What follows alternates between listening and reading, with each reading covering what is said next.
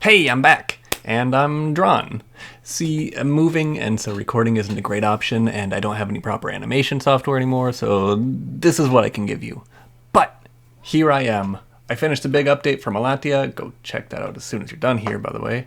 So I can go back to making videos, talking about all the video games that I hate, and a comprehensive list of all the things that I hate about them. Except just kidding, this time I'm going to talk about a game that I love instead. See, it's fun to gush about something you adore every so often. Pokémon Sun and Moon, the 7th generation of Pokémon games. I never thought that any entry in this franchise could ever top my love for Sinnoh, but as time went on, I honestly think there's a new contender. Alola is fresh and it's different, and I honestly think that as the years pass, these games are going to become the Wind Waker of Pokémon. Weird, different, but executed beautifully, and one of the most memorable of them all. So, this video is going to be structured like the Mega Man Star Force videos I made a while ago, where I basically just wrote down my thoughts while playing the game, and I'm going to read them to you as they were. I kind of like that format, because then I talk about topics as they become relevant to the game itself. Like, it'd be weird to talk about the game's length at the beginning, right? No, you're going to talk about the visuals and the music. And speaking of which, the music immediately slaps you in the face and tells you this game is gonna be tropical, musical, and powerful. Choosing a gender and appearance via Kukui's opening question regarding which picture you want on your passport is genius. It's a natural question that would come up to someone moving to a new area. It doesn't break the fourth wall, and it doesn't make him look like an idiot who doesn't know the difference between a boy and a girl. Actually, those jokes don't really make any sense anymore. It's 2021. Be who you want to be. Right afterward, you get an introduction to the game's main character, which isn't you for once, it's Lily. And it makes this story have much more impact than other games in the series due to this distinction. The introduction to the world is gradual as you walk with the professor toward Iki Town, instead of just blasting the player all at once with a buttload of information. Your starter Pokemon has to choose you as well, making your partner have a lasting impact on you, rather than just being labeled as the starter. It seems like your friend. Nebby is great. And spoilers, I guess. I've never actually used a legendary before this game. They were always a nice challenge to catch and sit pretty in the PC, but you literally connect with Nebby before you even get your own starter, making your eventual catch become a strong point in that relationship with the Pokemon, and I couldn't find myself able to deposit her. Hao is the best rival character. I'm putting my money on the table.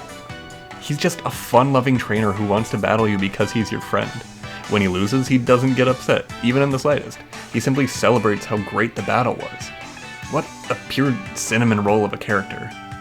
Plus, his battle theme is bangin'. The soundtrack, man! I'm telling you, go search this OST and listen to it. It's so good. But the music isn't the only thing that's good. The color palette is astounding. It truly gives off those tropical vibes you need to get pulled into the game. Now, little bonus, this game was going to feature partner Pokemon from the looks of it, like walking by your trainer like in Heart Gold and Soul Silver, but it was cut due to, I'm assuming, hardware limitations. But the thought was there, okay? Kukui is the only professor who actually feels like he does more than sit at a desk all day. Not only that, but each professor has always had a focus of study. Kukui specializes in moves, which is notable in 3 different ways. 1, Generation 7 introduced Z moves, or Z moves, I guess, which don't necessarily play a big part in the story of the games, but add context as to why he focuses on them. 2, he has a secret identity that has a major focus on moves and battling. And 3, his speech patterns and personality traits incorporate his focus on researching moves very naturally without it feeling overbearing. I love that you can lie in other people's beds and get a little blurb of dialogue out of it. Twirling and tripping when running in circles and mashing the B button respectively are fun little additions that I noticed right away, because those are 2 of my odd habits in games, and I was very pleased to see that the devs had a little fun with that. The Rotom Dex chimes in to make a comment about your current location or goal. It's not intrusive like Navi and Ocarina of Time, but it adds a little bit of flavor to your playthrough, and it gets you back up to speed whenever you boot up the game. Ilima is left-handed, and yeah, that's a pretty small detail, but a Southpaw trainer is a good representation of a group of people who don't really have much to represent them, ever since 2011 when Link became right-handed. And this trait is made a lot nicer when you gain the ability to change your stance later on and can choose to throw left-handed. And speaking of which, can we please appreciate customizable throwing styles? This is the best! Way better than Pokeball seals, which is saying something because those are also awesome. But it essentially lets you finally give your trainer a bit of personality, which is not only absent in games in the series, but games as a whole. And outside of games with branching dialogue like Mass Effect or Dragon Age. Does it affect gameplay? No. But at least I get the choice of personality instead of simply accepting the generic one given to me. Team Skull is my favorite antagonist team ever. Now, again, spoilers, but the group is essentially a red herring for the actual threatening enemies in the game. And they're literally just a group of punks who don't even do that great of a job at being bad. Moreover, they have more of a sense of teamwork and camaraderie than any other team to date.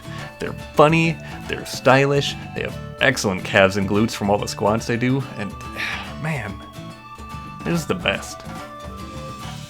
The art for the trainer classes have a lot of personality to them, and they don't look ugly as sin with varying art styles like in other games. There are trainers that you'll find on routes that specialize in unique items that can only be fought after beating every other trainer on the route. It's a welcome addition to world building, and it actually encourages you to try new battle strategies and get a little more competitive in your thought process. Tourists or trainers from other countries are friggin' spectacular. They almost always use a Pokemon that has regional forms, but in the original Cantonian versions. It throws you off your game because at the point in which you find them, you're already familiar with the Lola's version of that Pokemon, and get taken by surprise when you have to act on the fly when you suddenly don't have the type advantage that you thought you had upon switching out. HMs are a touchy subject, but in this game, they're replaced by Ride Pokemon. Not only is this better than previous games, since the skills for world exploration aren't linked to teaching a Pokemon a bunch of moves, but it also keeps the theme of world exploration that was completely absent in other games. Because of HMs getting axed, I actually had the ability to choose whether or not I wanted a water type on my team instead of being forced to include one that can learn all the HMs that are required. In the Sinnoh games, for example, everyone had a Bibarel on their team or something else, because he could learn multiple HMs. Players didn't really have a choice in the matter because those moves were needed to simply progress through the map without throwing a physical barrier in the way. Like Team Yell being slapped at the end of every route because there wasn't any other natural way to block players off? Did we use Bibarel? No, not really. He was just there as a tool. Ride Pokemon are definitely the right balance between HMs and forced blockades. Z moves are, so far, the best power-up gimmick. And yes, I know that there's a lot of contention about this topic in the Pokemon fandom, so allow me to plead my case. While they're not perfect, in my opinion they are way better than Mega Evolutions or Dynamaxing. So give me a minute. Starting with Mega Evolutions, these were a way for one Pokemon per battle to buff its stats, and sometimes change up its typing or ability. There are a few problems with this. First off, only certain Pokemon can Mega Evolve, which is kind of in line with the main mechanics of the game anyway, since not every Pokemon can evolve in general. But this kind of blocks off Pokemon from ever receiving an actual evolution, such as Mawile or Kangaskhan, which could have easily had their Mega form just be a regular evolution. Second, it's just picking favorites. Of course, fan-favorite Pokemon get the limelight here. Charizard, Lucario, and Mewtwo are recognizable from Smash Bros. Alone, so of course they get treated specially. Other, less popular Pokemon would never get such a treatment. Second, there was very little strategy you had to use when employing it. If you had a Pokemon with its Mega Stone attached, you used it. But first you had to watch the cutscene. Every battle. Why not just have them already in their Mega form, like Shaman or Giratina, when they're holding that respective item? Dynamaxing is just as troublesome as Mega Evolutions. It picks favorites and gives them new forms. But no new forms for the uncool Pokemon. But Dynamaxing's worst offense is how it changed the entire competitive gaming scene. Changing that is not bad in and of itself, but it seems general strategy went out the window in favor of dedicating an entire team that revolves around your Dynamaxing Pokemon. A game very dear to my heart had an incredibly similar battle mechanic, Mega Man Battle Network 6, but they got it so right. Just like in Pokemon, you had one use of a 3-turn buff to your attacks and stats, but it came at a cost if you didn't use it well. You see, after those 3 turns, if the battle was still going on, instead of reverting to normal with all the acquired stat buffs and boons that you had gained, you were instead in a dangerous state of play, where you were left helpless. But you could use it again as a last-ditch final effort at the cost of near certain death if you once again failed to defeat your opponent within that turn. Now, back on point, Dynamaxing became the center of all battle strategies. There wasn't any downside to it other than bad timing, and it broke choice items, allowing you to reap the benefits without any of the downfalls, which were those items' entire purpose in the first place. So let's get back to Z-moves. They allow you one superpowered move per battle. One. It's a bit of added insurance when in a pinch. It's a Hail Mary when you're backed into a corner. It's not meant to do anything besides bolster a Pokemon's abilities. Once. Not only that, but every single Pokemon can benefit them. Evolved, unevolved, legendary, Magikarp, doesn't matter. There were Pokemon who had special Z crystals that gave them a stat boost or an added effect, but in general, those didn't provide any major advantage over others. And the same can be said about G-Max moves, I'm not ignorant. But also, they came at that disadvantage, as the Z Crystal was treated like a held item. So you had to dedicate that item slot if you wanted to use one. Mega Evolutions did that, but they were also, in practically every instance, the best item to give your Pokemon anyway. So it didn't feel like a sacrifice at all. Dynamaxing is just a free power-up with no downsides. So, 1, this made it so that you had to make the choice to use this power, and 2, casually this allowed you to give a boost to a Pokemon that otherwise wouldn't necessarily benefit from having an item attached, giving you that free little boost whenever you're leveling up or just trying out a new Pokemon. And lastly, yes, it goes through a cinematic every time it's used, like Mega Evolutions. But that makes it inefficient to spam it during casual play, and therefore it doesn't lose its impact since you likely aren't using it every battle, and only when you truly need to. But also, the player and the Pokemon striking poses after the short animation reminds you that Pokemon battles are meant to be fun. Professor Oak teaches that within the first few minutes of the first games.